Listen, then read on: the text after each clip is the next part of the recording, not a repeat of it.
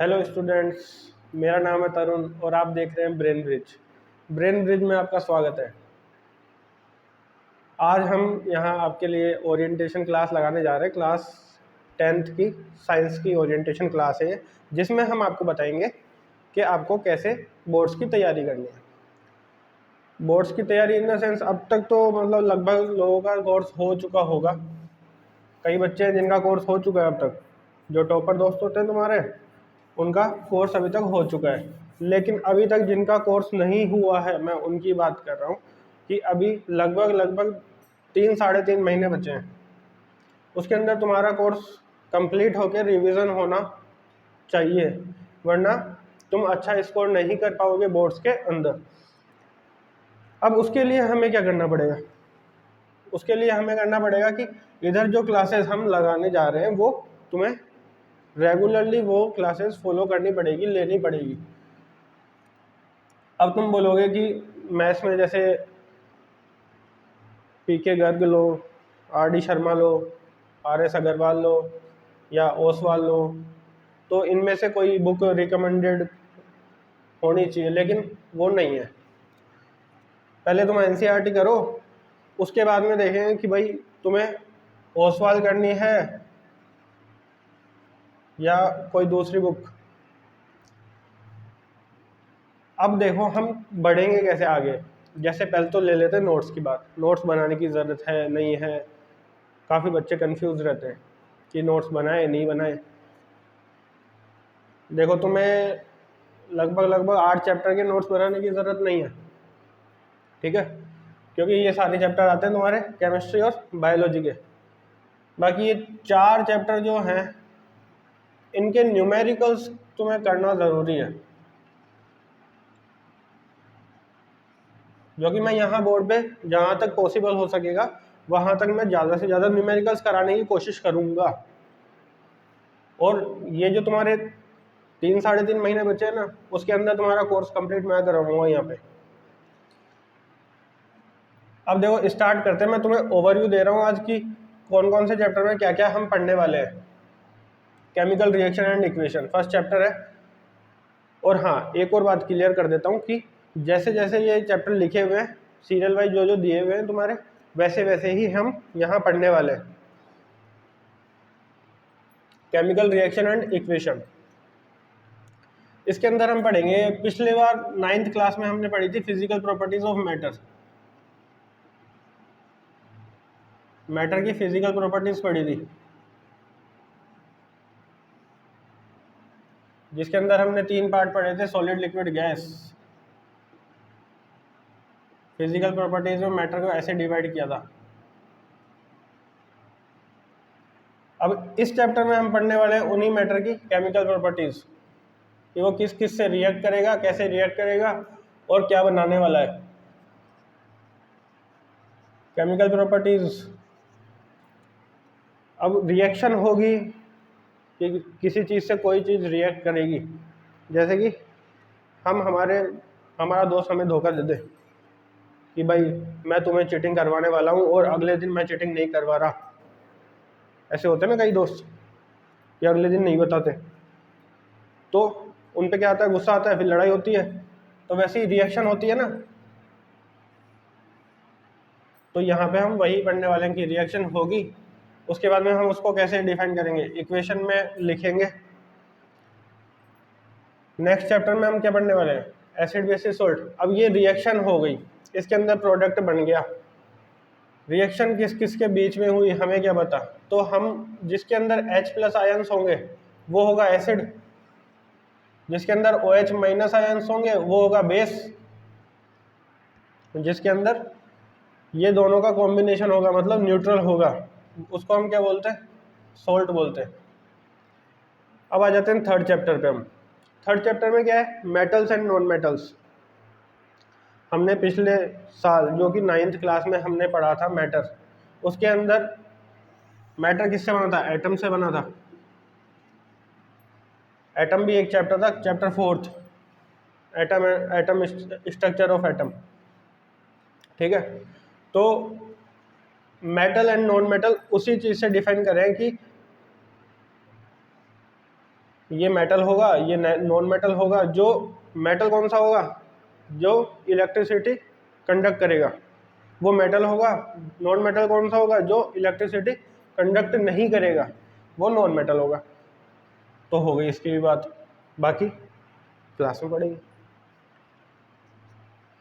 Carbon and its compound, ये बहुत important chapter है जो क्लास 10th के बाद मतलब 11th और 12th में साइंस पढ़ने वाला है उनके लिए ये बहुत इंपॉर्टेंट चैप्टर होने वाला है। इसके अंदर आगे जाके काफ़ी सारे कार्बन के मॉलिक्यूल्स और कंपाउंड्स के बारे में स्टडी करने को मिलेगा। यहाँ हम पढ़ेंगे 12 ग्रुप, 12 ग्रुप्स, ठीक है।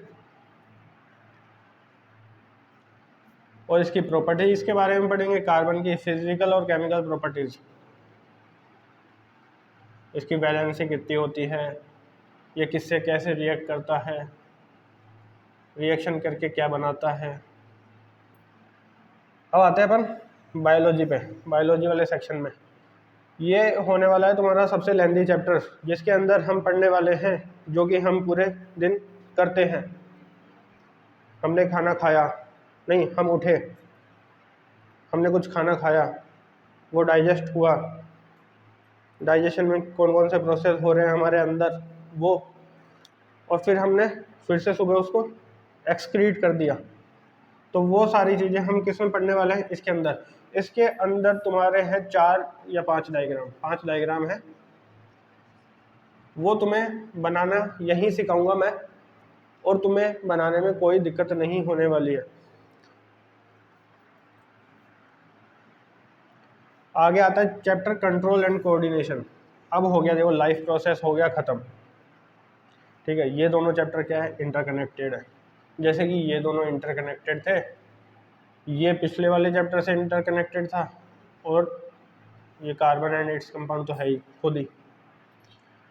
कंट्रोल एंड कोऑर्डिनेशन इससे रिलेटेड है कि मैंने तुम्हें पिन चुबाई, पिन चुबाने में तुम्हें क्या हुआ? तुमने हैंड टू हैंड हाथ हटा लिया। क्यों हटाया?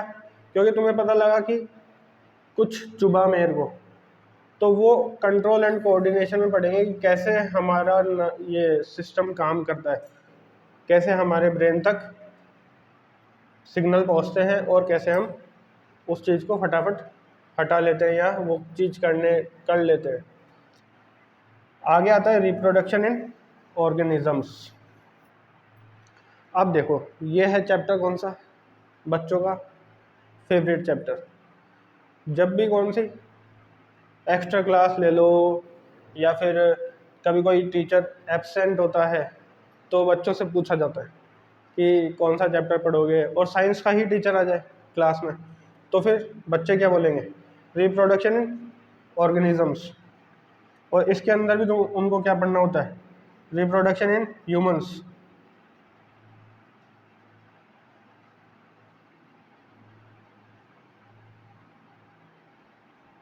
ठीक है।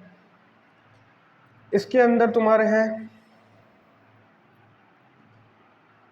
4 या 5 डायग्राम है इसके अंदर भी, वो भी मैं ही बनाना सिखाऊंगा।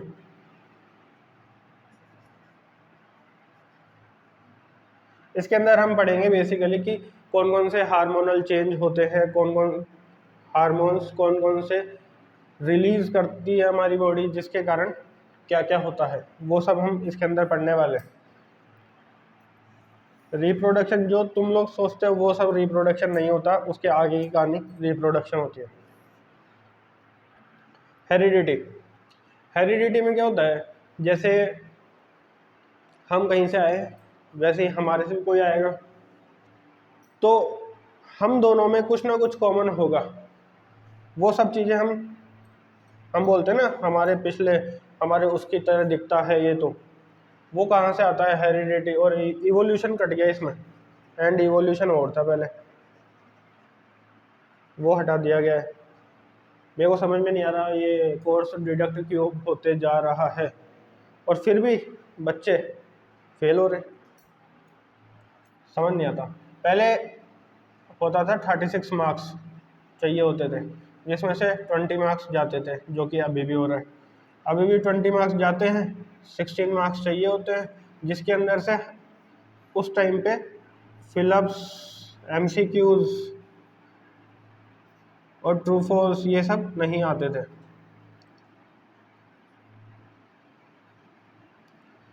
अभी ये तीनों चीज़ें आती है, जो कि लगभग 30 to 35 मार्क्स कंडक्ट करती है। ठीक है, 30 to 35 मार्क्स होते हैं इसके, फिर भी बच्चे फेल हो जाते हैं, 16 नंबर नहीं ला पाते। अब आते हैं अपन लाइट चैप्टर पे। ये बहुत अच्छा चैप्टर है, सिंपल है, लेंथी है, बच्चे इसको पता नहीं क्यों छोड़ देते हैं कि लेंथी है, समझ नहीं आता, लेकिन यहाँ पढ़ोगे तो पक्का समझ में आएगा, गारंटी है मेरी।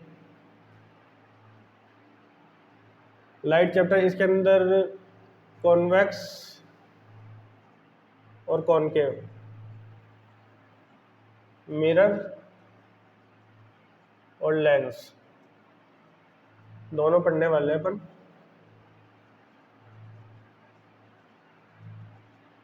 इसके भी 8 डायग्राम हैं। डायग्राम क्यों बोल रहा हूँ कि ऑब्जेक्ट कहाँ होगा तो हमारे इमेज कहाँ बनने वाली है, अगर इनफाइनाइट पे ऑब्जेक्ट होगा तो मेरे को कहाँ दिखने वाली है वो इमेज, वो सब हम इसके अंदर स्टडी करने वाले हैं। इसके भी 8 डायग्राम होंगे, मतलब टोटल हो गए 16 डायग्राम, और 16 के 16 डायग्राम क्या होंगे, ऐसे ऐसे याद होंगे कि कैसे क्या, कौन सी इमेज कहाँ बनने वाली है, कौन सा ऑब्जेक्ट, चाहे एग्जामिनर कैसे भी घुमा फिरा के क्वेश्चन पूछे, नंबर कट नहीं होने दूंगा। ये हो गई हमारे मार्कर की इंक खत्म।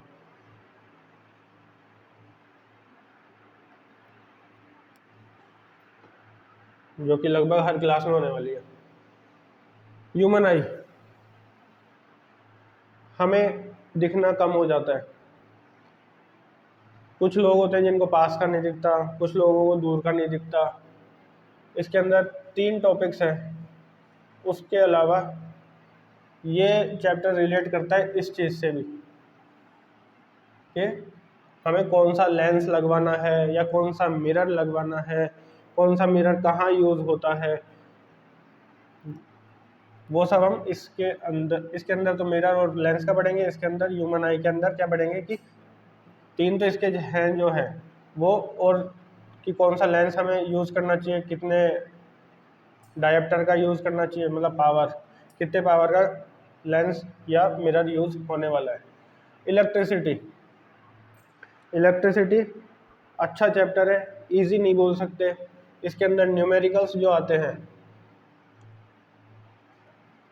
वो आते हैं एनसीईआरटी के बाहर, तो हम इसको कहाँ से करेंगे, एनसीईआरटी की बाहर वाली क्लासों से।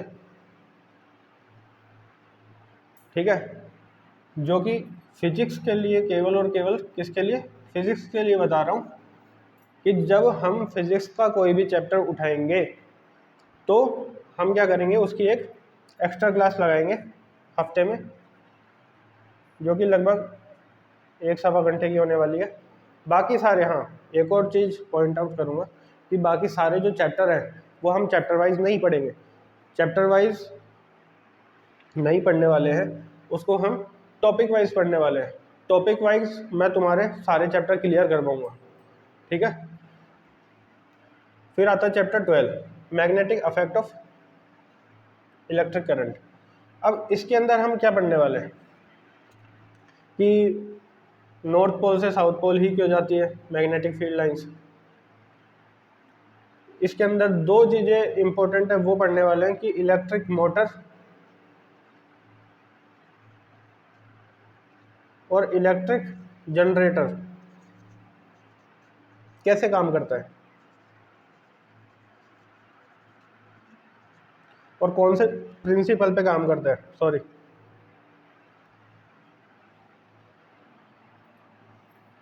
आर एनवायरनमेंट, जो कि तुम सबको आता है, ये पढ़ाने की ज़रूरत नहीं है, समझे। हाँ, तो हमने ये ओवरव्यू तो कर लिया। अब मैं बताना चाहता हूँ तुमको कि हमारी जो क्लासेस हैं वो लगभग तुम्हारे पास देखो कम टाइम बचा है और अक्टूबर चला गया है लगभग। आज हो गई 19 तारीख, नहीं 20 तारीख, इट्स हो गई जो भी हो गई। हाँ लेकिन 10 दिन मैक्सिमम बचे, तो 10 दिन के हिसाब से 10 डेज, तो लगभग 2-3 दिन में मैं स्टार्ट करने की पूरी कोशिश करूँगा तुम्हारी क्लासेस, ताकि तुम्हारा कोर्स जल्दी से जल्दी कंप्लीट करवा सके। ठीक है बेटा, बेटा बच्चा वो एक ही बात है। ओके, तो तुम लोग क्या, जो भी बच्चे ये क्लास देख रहे हैं, एक चीज़ करना मत भूलना, लाइक शेयर करो तुम्हारे फ्रेंड्स के साथ जिनका कोर्स कंप्लीट नहीं हुआ है या जिनको रिवीजन करने की ज़रूरत है। उन सब के साथ क्या कर सकते हो, आप शेयर कर सकते हो। और बाकी जैसे जिन बच्चों का रिवीजन हो भी चुका है, कईयों का कोर्स कंप्लीट हुआ है, तो उन बच्चों के लिए बोलना चाहूँगा कि आप यहाँ पे आके बिना कुछ लिखे रिवीजन कर सकते हो। ठीक है बेटा, थैंक यू। आज की क्लास यहीं समाप्त करते हैं, बाय।